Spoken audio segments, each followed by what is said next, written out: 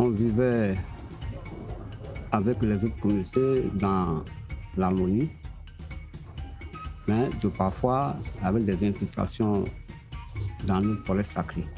Ils sont venus, ils se sont emparés de notre forêt sans notre avis. Ce qui a même engendré la crise. Pendant cette crise, il y a eu des agressions.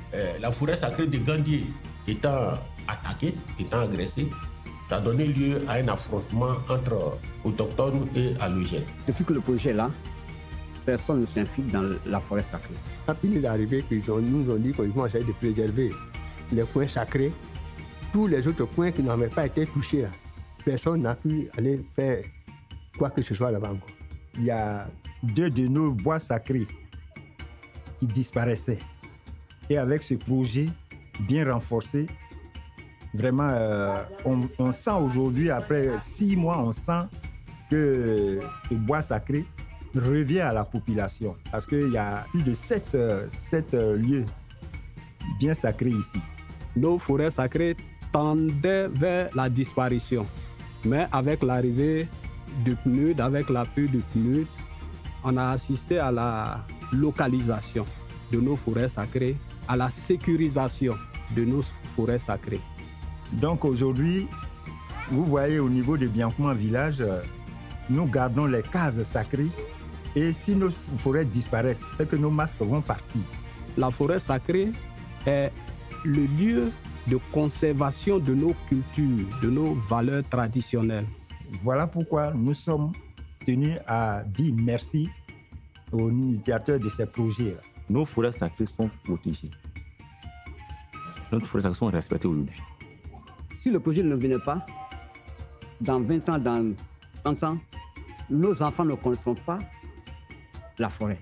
Avant, il y avait une méfiance entre ceux qui profanaient notre forêt sacrée et nous. Mais avec l'arrivée du projet, ils ont compris que la forêt sacrée, c'est un patrimoine du village qu'il ne faut pas profaner. Nous allons tout mettre en œuvre pour qu'on puisse entretenir ce patrimoine.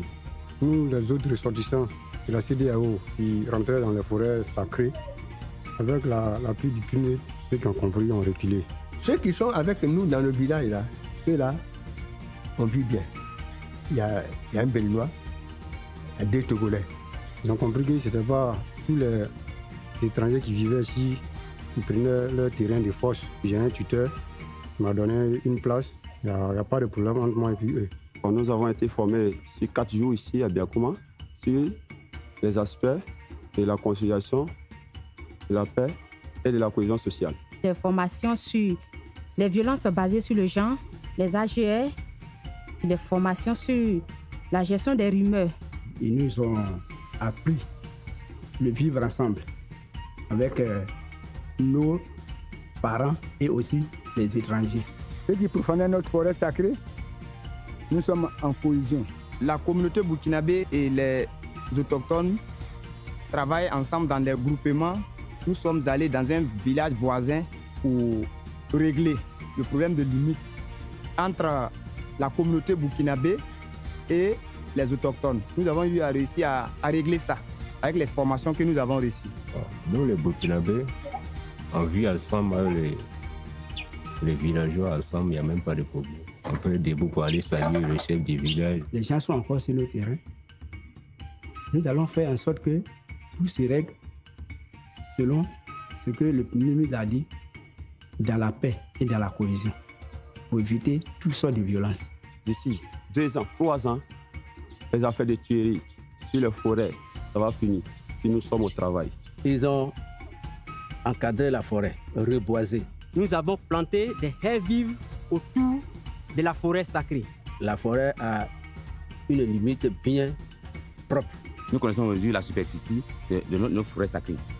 Nous savons où il faut rentrer, où il ne faut pas rentrer. Depuis que le projet est là, l'harmonie est là, puisque tout le monde sait aujourd'hui où est la limite de notre forêt sacrée et qu'à partir de là, personne ne peut s'infiltrer.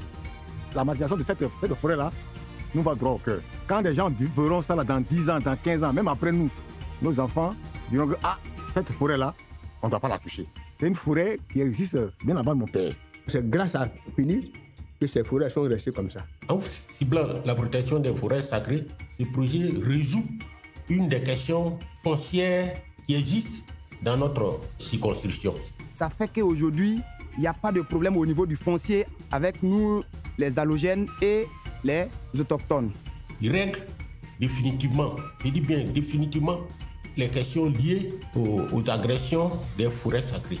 En tout cas, nous vivons en parfaite harmonie parce que ces personnes ont été sensibilisées. Tout ce qui s'est passé, nous, on n'a pas gardé mauvais souvenirs. On a toléré parce qu'on a vu qu'eux, ils ne savaient pas avant. Donc aujourd'hui, nous sommes déjà en parfaite harmonie avec ces personnes-là. Ceux qui exploitaient la forêt sacrée, la plupart étaient des étrangers, mais les autres qui vivaient à Gandé ici sont revenus à Gandé et nous sommes en bonne relation. Les étrangers qui sont dans notre village, il y a accord, il y a l'amour entre nous. Nous tous, nous travaillons ensemble. Il y a eu des comités de paix qui ont été mis en place et se chargent de régler les questions que ces populations-là rencontrent dans leur vie de tous les jours. Notre travail sur le terrain consiste à gérer, à prévenir les conflits et à sensibiliser dans le cadre de la cohésion sociale. Souvent, nos jeunes étaient prêts à interpeller certains violemment.